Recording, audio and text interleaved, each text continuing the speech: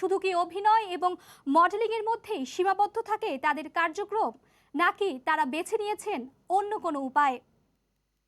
গতকাল রাজধানীর বারিধারা থেকে আলোচিত দুই মডেল মাহবুবা পিয়াসা ও মনিরা মৌকে আটক করেছে পুলিশ। তাদের বিরুদ্ধে অভিযোগ, মডেলিং পেশাকে হাতিয়ার হিসেবে তৈরি করে তারা ধনী সন্তানদের টার্গেট করত। সক্রিয় ছিল মাদক ব্যবসায়, এমনকি অবৈধ কার্যকলাপেও। এ বিষয়ে আমার সহকর্মী এমআর আমিন একটি প্রতিবেদন তৈরি করেছেন, দেখে নেব সেই প্রতিবেদনটি। রাজধানীর রাত যত গভীর হয় ততই উচ্ছৃঙ্খল হয়ে ওঠেন কতিপয় নারী। পেশায় মডেল হলেও নানা অসামাজিক কার্যকলাপে জড়িত থাকার অভিযোগ মিলেছে। পুলিশ বলছে, বাসায় মদ, ইয়াবা সহ নানান নেশায় মেতে ওঠেন তারা। মদের আড্ডার সুযোগে উচ্চবিত্ত পরিবারের সন্তানদের মাদকাসক্ত করে বিভিন্ন অশ্লীল ভিডিও ধারণ করে জিম্মি করতেন পরিবারকে, হাতিয়ে নিতেন অর্থ। রোববার রাতে বারিধারার এক বাসায় অভিযান চালিয়ে পিয়াসা নামে এক মডেলকে আটক করে ডিবি পুলিশ। পিয়াসা আপন জুয়েলার্সের মালিক দিলদার আহমেদের ছেলে সাফাত আহমেদের সাবেক স্ত্রী। 4 বছর আগে বনানীর রেইনট্রি হোটেলে দুই বিশ্ববিদ্যালয়ের ছাত্রী ধর্ষণের ঘটনায় পিয়াসার নাম উঠে আসে। পিয়াসার বাসা থেকে মদ, ইয়াবা, সীসা ও 3টি মোবাইল ফোন জব্দ করা হয়েছে। এরপর অভিযান চালায় মোহাম্মদপুরের বাসায়। পুলিশ সেখানে মিনি মদের বারের অস্তিত্ব পায়। অভিযানে জব্দ করা হয় মদের বোতল সহ নেশার নানা সরঞ্জাম। আটক করা হয় মডেল মরিয়ম আক্তার মৌকে। এইটা বার বলতে এটা সাজেছি আমরা, আমাদের মানে হয় না যে শখে নিজেদের জন্য। এটা তো না, আপনি দেখেন আমরা আজকে যে আপনারা আসবেন এটা তো আমরা জানি না। পুলিশের দাবি, এই দুই মডেল ধনী পরিবারের সন্তানদের মাদকাসক্ত করেন, এমন অভিযোগের ভিত্তিতে তাদের আটক করা হয়। তাদেরকে প্রয়োজনে রিমান্ডেও নেওয়া হতে পারে। তারা হলো একটা সংঘবদ্ধ ব্ল্যাকমেলিং চক্রের সদস্য।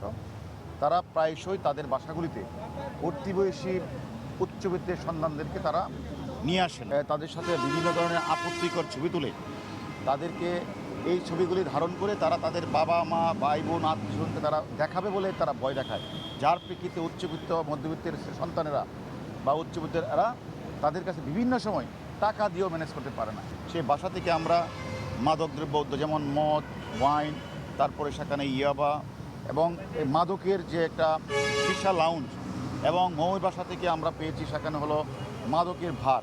এবং যেহেতু আমরা ব্ল্যাকমেলিংয়ের অনেক অভিযোগ পেয়েছি, সেগুলি আমরা তদন্ত করছি। তদন্ত যদি সত্যতা প্রমাণ হয়, দরকার আমরা রিমান্ডে আনবো। রিমান্ডে আমরা সত্যতা হলে মামলা রুজু করে তাদের বিরুদ্ধে ব্যবস্থা নেওয়া হবে। আটকের পর পিয়াসা ও মৌকে ডিবি কার্যালয়ে নিয়ে আসা হয়েছে ঢাকা। এমআর আমিন, সময় সংবাদ, ঢাকা।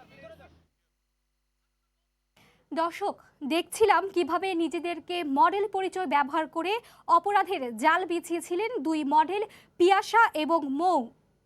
তাদের বাসায় অভিযানে পুলিশ শুধুমাত্র মাদকদ্রব্য পায়নি, পেয়েছে ইয়াবা, সীসা এবং তাদের বিরুদ্ধে গুরুতর অভিযোগ, সমাজের উচ্চবিত্ত তরুণদের টার্গেট করে তারা তাদের সাথে প্রথমে একটি অনৈতিক সম্পর্কে জড়ায় এবং পরবর্তীতে প্রতারণার উদ্দেশ্যে ব্ল্যাকমেলের হাতিয়ার হিসেবে সেগুলোর ভিডিও চিত্র ধারণ করে। শুধু তাই নয়, এই দুই মডেলের বিরুদ্ধে অভিযোগ রয়েছে অন্যায়ভাবে অনেক তরুণীকে এই একই পেশায় যুক্ত করার।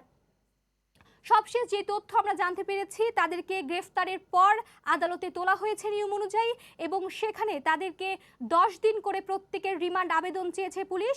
পরিপ্রেক্ষিতে বিচারিক আদালত তাদের প্রত্যেকের 3 দিনের রিমান্ড মঞ্জুর করেছেন এবং তাদের রিমান্ড এজন্যই মঞ্জুর হয়েছে যে তাদের এই সাথে অন্য কোনো চক্র জড়িত আছে কিনা, এবং যেহেতু দীর্ঘদিন ধরে তাদের বিরুদ্ধে প্রতারণার এবং মডেলের পোশাক পরে বা মডেলের পরিচয় ধরে মানুষকে প্রতারণা, মাদকের ব্যবহারের মতো গুরুতর অভিযোগ তাদের বিরুদ্ধে, তাই এই কাজের সাথে তাদের আরও যারা সহযোগী রয়েছেন তাদেরকে আইনের আওতায় আনতে কিন্তু রিমান্ড অতি জরুরি।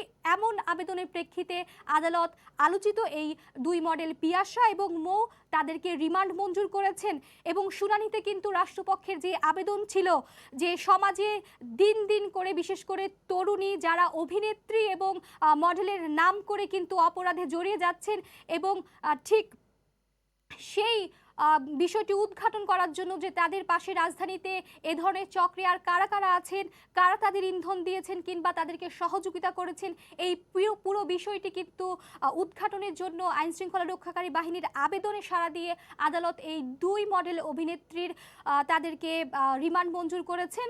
এবং পুলিশের পক্ষ থেকে যেটি বলা হচ্ছে যে রাজধানীতে এই ধরনের তরুণী এবং কিশোরীদের অপরাধ এবং বিশেষ করে মাদকের ব্যবসা এবং প্রতারণার ব্যবসা, যাদের টার্গেট হচ্ছে ধনী শ্রেণী এবং উচ্চবিত্তের যে তরুণরা, সেই ধরনের অপরাধ কিন্তু বেড়েই চলছে। এবং তাই আইনশৃঙ্খলা রক্ষাকারী বাহিনী বলছেন যে বা যারা মডেল নামধারী কিংবা অভিনেত্রীর পরিচয় দিয়ে এই ধরনের অপরাধে যুক্ত আছেন তাদের জন্য আইনশৃঙ্খলা বাহিনী কঠোর অবস্থানে রয়েছেন।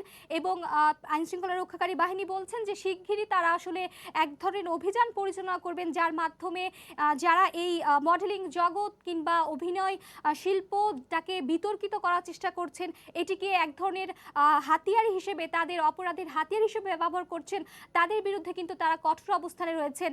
দর্শক, যদি বলতে চাই যে মডেলদের এই ধরনের অপরাধে জড়িত থাকার নজির কিন্তু এই প্রথম নয়। মাত্র 2 দিন আগে রাজধানীতে এক চলচ্চিত্র অভিনেত্রী একার বিরুদ্ধে নিজের গৃহকর্মীকে নির্যাতনের কিন্তু অভিযোগ রয়েছে এবং সেই ঘটনায় কিন্তু তাকে কারাগারে প্রেরণ করা হয়েছে।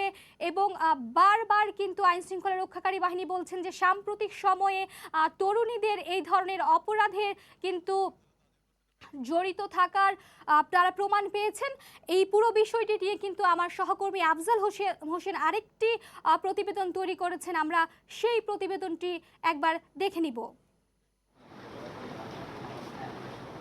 পার্টির নামে বিত্তবানদের বাসায় ডেকে এনে মদ ও ড্যান্স পার্টি, এরপর আপত্তিকর ছবি তুলে প্রতারণার অভিযোগে রোববার রাতে গ্রেফতার করা হয় আলোচিত মডেল ফারিয়া মাহবুব পিয়াসা ও মরিয়ম আক্তার মৌকে। তাদের বাসা থেকে উদ্ধার করা হয় মদ, ইয়াবা ও সীসা।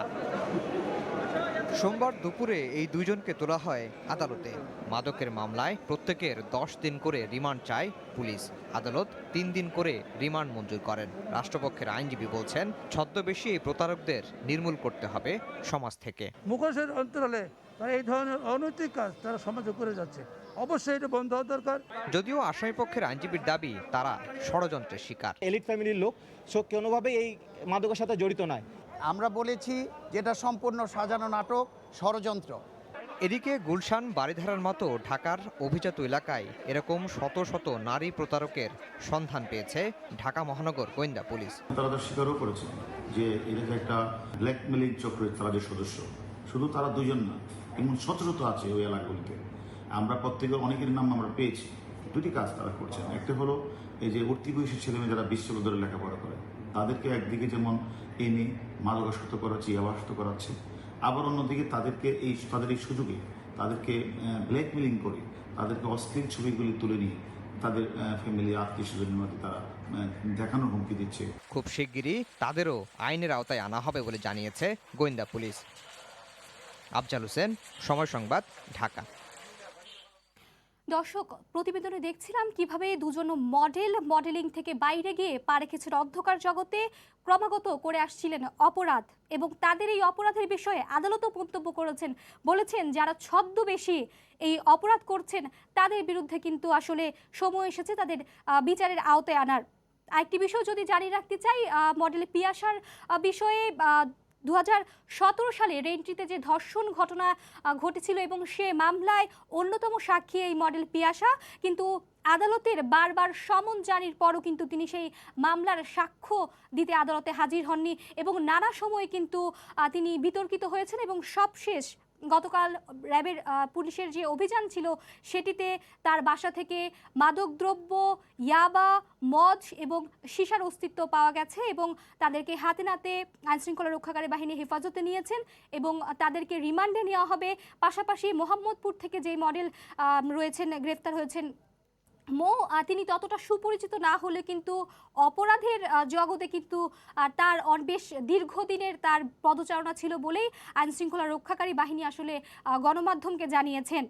অন্যদিকে যারা এই জগতের সাথে যুক্ত বিশিষ্ট কয়েকজন মডেল তারা কিন্তু এই ঘটনা আসলে নিন্দা জানিয়েছেন এবং তারা বলছেন যে একটি পেশাকে নিজেদের অপরাধের হাতিয়ার করে তোলা এটি আসলে খুবই নিন্দনীয় কাজ এবং তারা বলছেন যে আইন শৃঙ্খলা বাহিনী যদি প্রতিনিয়ত তাদের এই মনিটরিং এবং অভিযান কিংবা তাদের এই কর্মকাণ্ড অব্যাহত থাকে তাহলে যারা মডেল কিংবা অভিনেত্রী পেশার অর্থাৎ ট্যাগটিকে কাজে লাগিয়ে তারা অপরাধ করে যাচ্ছেন তাদের জন্য সেই অপরাধ পরিচালনা অনেকটাই কষ্টকর হয়ে উঠবে।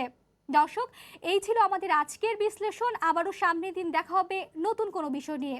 সে পর্যন্ত সঙ্গে থাকুন, ভালো থাকুন এবং সঙ্গে থাকুন সময়ের।